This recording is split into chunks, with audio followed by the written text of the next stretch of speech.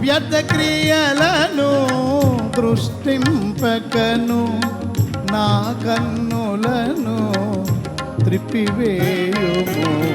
నా యజమానుడ నీ వైపు చూచి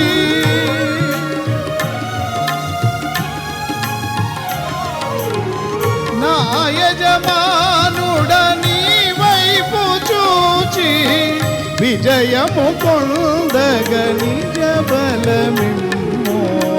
విజయము పొందగ నిజ బలమిమ్ము.